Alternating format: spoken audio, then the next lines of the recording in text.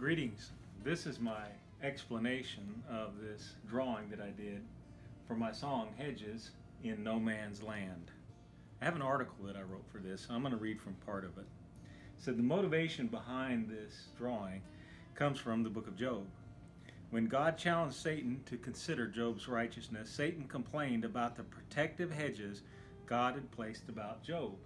Does Job fear God for nothing? Hast thou not made a hedge about him and his house and all that he has on every side? Well, God did have protective hedges around Job. As I reread this, one of the things to me is just tremendously interesting is many believe Job is the oldest book in the Bible.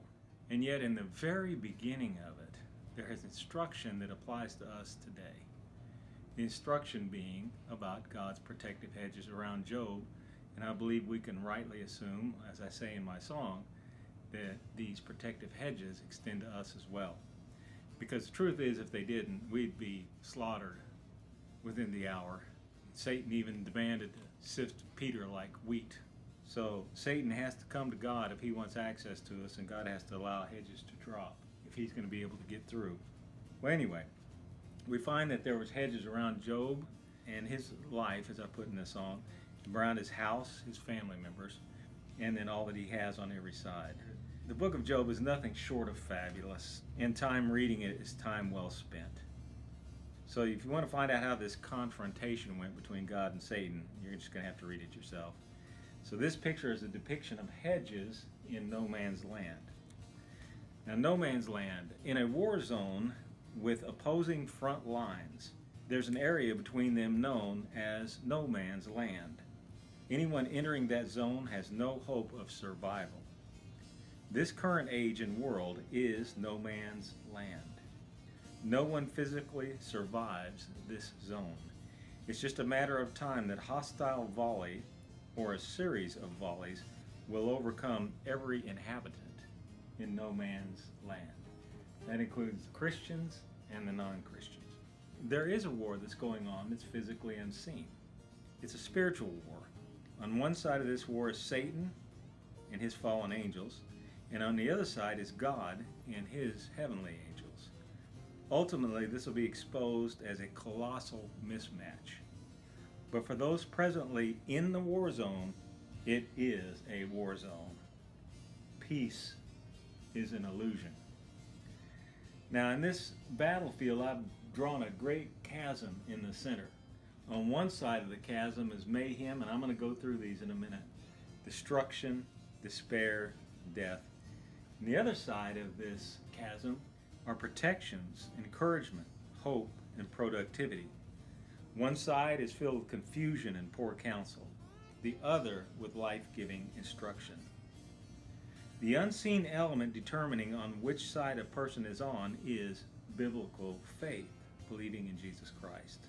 The Bible divides people into two groups, believers and unbelievers. But in this drawing, you won't find a visible bridge between these two grounds.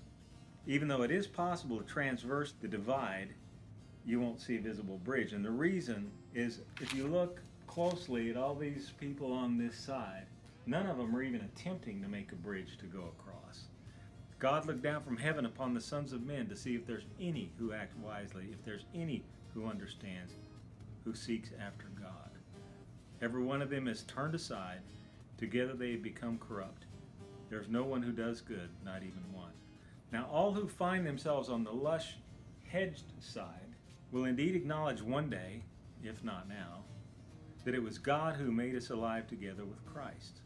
And it was his unseen and yet powerful hand that delivered us from the domain and the authority of darkness and transferred us to the kingdom of the beloved Son, in whom we have redemption, the forgiveness of sins. Man cannot build anything that is able to transverse the divide. He really doesn't even care to make a genuinely solid attempt. Religions are making God basically out the way we want him to be, that fits our demeanor, our agenda. Whether it's killing people we don't like or don't look like us, or whether it's some kind of righteousness to where God owes.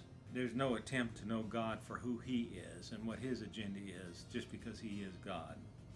So that's why there's no physical bridge anywhere along this drawing. As far as the drawing as a whole, I also want you to see like there's a blue sky that does go over both sides. Even in this war zone, unbelievers do experience the goodness of God in many ways, even though they're in this wasteland.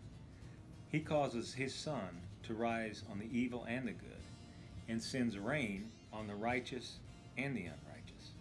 This is often referred to as common grace. But this phenomenon is going to end. The moment is coming when God's name will be damned one time too many. Or maybe the breaking point will be one attack too many on a preborn. Or maybe it'll be something as simple as one lie too many. Hell has been described as a place that is absent of the goodness of God. No cool breezes, no beautiful sunsets, no cool sips of water. All the extended common graces will be withdrawn. Abandon the wasteland now, there's nothing there worth its cost. So that's the general overview. Hedges in no man's land. Now I want to go to some of the specifics. Focusing on the desert side here, this first one, there's an explosion that's going off, and he's leaving that explosion and he's getting ready to step in a bear trap. You can see he's on fire. The tongue is a fire and sets on fire the course of our life and is set on fire by hell. We create much of our own misery. How many people cause explosions by what they say or do and set their own life on fire? And as they turn to, quote, greener pastures, they immediately step into a bear trap. Many people rashly leave jobs, families, and find themselves like this man. The next one is this little guy hanging on to the cliff right there. He's hanging on to this life as long as he can. And although a sinner does evil 100 times and may lengthen his life, still I know it'll be well for those who fear God, who fear him openly. This third one now is Cain and Abel, a representation of it. And Cain, as you know, he eventually attacked his brother Abel. And I'm saying he probably came up behind him rather than risk a face-to-face confrontation with the announcement of some planned assault. You know, one of the evils of this age is that evil has the advantage of surprise on its side. This guy would have been studying the one he's going to attack and determine when would be the good time to attack, and this fellow is unsuspecting. So, as far as this jealousy though, wrath is fierce and anger is a flood, but who can stand before jealousy? And Cain has fathered a lot of people that are just like him. Now this would have been representing Korah's rebellion, the man that opposed Moses. While I have these people attacking Uncle Sam and the USA, the broader picture represents those who hate authority. When discussing false teachers, we are told they indulge the flesh with its corrupt desires and despise authority. Think he despises authority? Think he despises authority? But thy arrows are in the heart of the king's enemies. It's amazing how victorious rebels often create a new order that becomes more unjust and corrupt than the one they overthrew. Now, if you notice, this is called Your Place. It's actually a pizza joint that was right next door to the street gospel mission that I worked. And this is a fellow named Ronnie. And as you can see, there's an arm sticking out of the car with a gun, and there's bullets shot him right in the back. I was on staff at this street gospel mission for about 2 years. This Ronnie was the manager of Your Place and was a real player on the strip. People coming down to Fort Lauderdale wanting a good time, he would sell them drugs. He had girls for prostitution stuff. And he hated us because we gave food away for free and we drew the maggots. So he hated us because we were a bad influence on the neighborhood. I'd like for you to read this because this is an interesting story of what happened.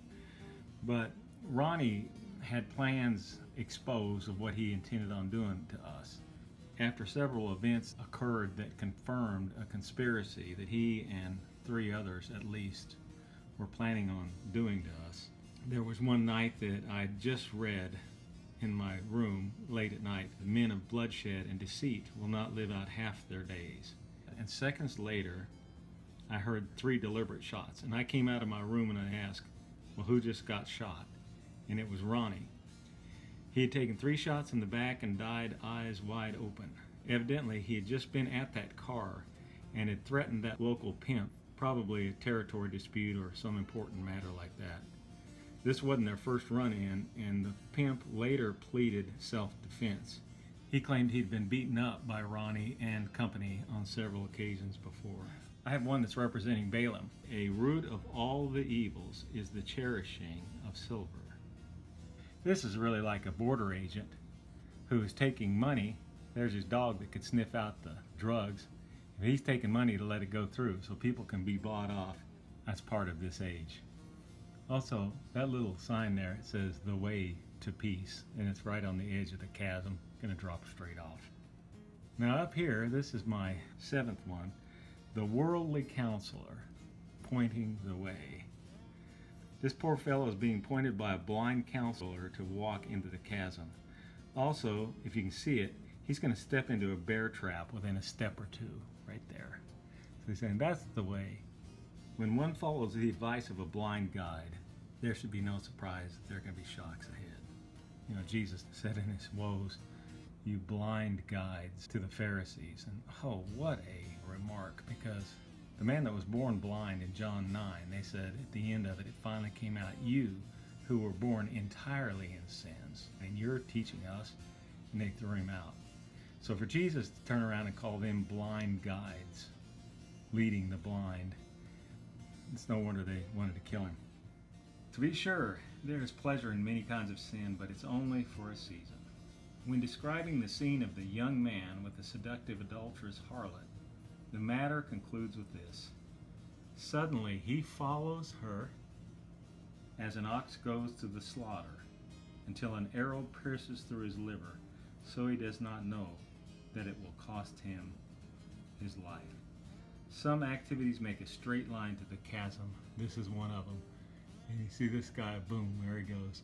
The door closed behind him, and he's gone. Now this one here, I call him the aimless drifter. His sign says, any place. You could also say, any place but here. And a lot of people just go through this life aimlessly. They have no idea why they're here and what to do with themselves.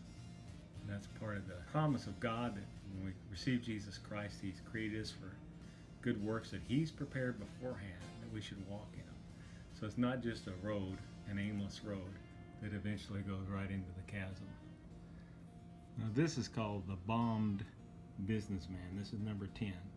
Come now, you who say, today or tomorrow we shall go into such and such a city and spend a year there and make a profit. Yet you do not know what your life will be like tomorrow. You're just a vapor that appears for a little while and then vanishes away. Instead, you ought to say, if the Lord wills, we shall live and also do this or that. And James says of the rich man that the sun rises with a scorching wind and withers the grass, and its flower falls off, and the beauty of its appearance is destroyed. So too the rich man will be cut off in the midst of his pursuits. There's nothing innately wrong with business or riches. I mean, we really need good businesses and money you can do a lot with. But when one adopts a position of arrogance and leaves God out of the picture, he's like the businessman in this picture. Even what he thinks he has will be taken away from him. Number 11, I have the graveyard here. That's a wise man, loser, VIP, a very important person, debater of this age. Another says dead end. I think that might be this one. And then there's a little old cross. And I say, why is only 1 out of 6 a Christian marker? Right there. Even when operating under a theocracy, God often spoke about a remnant that was saved. And when Jesus came, he said, enter by the narrow gate, for the gate is wide, and the way is broad that leads to destruction, and many are those who enter by it. For the gate is small, and the way is narrow that leads to life, and few are those who find it. And then lastly, number 12, there's all kinds of just random explosions all over the landscape. And bodies are strewn all over the place in my drawing. I saw under the sun that the race is not to the swift, the battle is not to the warriors, and neither is bread to the wise, nor wealth to the discerning, nor favor to men of ability. For time and chance overtake them all. Moreover, man does not know his time, like a fish caught in a treacherous net, and birds trapped in a snare. The sons of men are ensnared in an evil time when it suddenly falls on them. You know, all those outside of Christ have an enemy. God himself says he's their enemy. So what I did here, I had 12 different scenes. Many that are into numerology have that as a number of completion. So my point of having 12 scenes is that this place is a complete mess. On the left side, these are angels all around these protective hedges that God has for those who have called upon him. That one right there is worshiping God himself. And this guy, he's just kind of goofing around, I think. He's having a nice little sit. So we're told that the angels are sent out as ministering spirits to those who will inherit salvation. Part of our hedges are these angels that protect us. And I've had several occasions where things happen and I'm pretty sure it was an angel. I'll know for sure at the judgment if that is indeed true. Now, one thing I also want to point out, this curvy road that is eventually heading to Mount Zion in the far north, the city of the great king, it's all heading north, but it's a little bit curvy. And that's just because that's me and that's my road, and I wish I made a straight beeline straight into glory. But I don't. I wander around this way and that way, but God keeps bringing me back and straightening me out. Eventually I'll be exactly due north, heading right straight for him. But that curvy road just represents my life path. And if you also notice, there's light here, but the light gets more and more intense as I'm going north. The more we learn and grow and yield and become more Christ-like, become mature, as we grow in the faith, it just gets more intense in the things of God in a very, very good way. These are some depictions of yours truly. Here I'm presenting the stick figure gospel presentation, which I have on my website. And you see here I have people listening to it. So that's part of what I've been doing on this side behind the hedges God has given me. If you'd like to get that, it's a very complete presentation, and the thing that's nice about the stick figures, as you draw them, you wind up going through every part of the gospel and you don't miss anything. Now here's another picture of myself. I've pastored a couple churches, and so here I am for the people preaching. That is what I hope would be some of the heavenly host helping with some of my songs. Like one of my songs says, I'm hoping the angels are adding harmonies in millions of ways to this little song of praise. Now that one, that's a picture of me drawing this drawing. And that was a drafting board I had, and so that's me drawing it. This is me just under a tree reading my Bible. This is one of those good times of relaxing. And this one here, I'm sitting at my desk studying, which I have never studied the Word of God, gotten up and said, gosh, I wish I hadn't done that. What a waste of time. That has never happened. And after 42 years, I doubt that it ever will. I have an article called Boring Sermons in the Bible. And I make the case that that's an oxymoron. God is not boring. If you ever have a boring sermon, you need to go somewhere else. God is not boring. Now the last thing here, as you can see in this side, this entire side, there's a lot of green and yellow and blue and white scattered in. And the green represents life. Things of God always leads to life. The white is just a representation of righteousness and holiness and purity. You want stuff that's clean, the Lord is clean. Yellow is light, illumining. And that's what God is all about. And as you can see, as you grow, you get little shafts of light. The more you seek the Lord, this just gets more and more intense, and eventually we wind up where He dwells in unapproachable light, which is completely white. So that's where we're heading. I often have a poem at the end of these explanations of the drawings. Life in this age is at best a tough task. And the scenes of our life, we're just part of the cast. Your hedges secured our present and past, and with more life ahead, those won't be the last. Praise God for hedges in no man's land. Thank you for listening. Like I always say, listen, learn, and you'll live.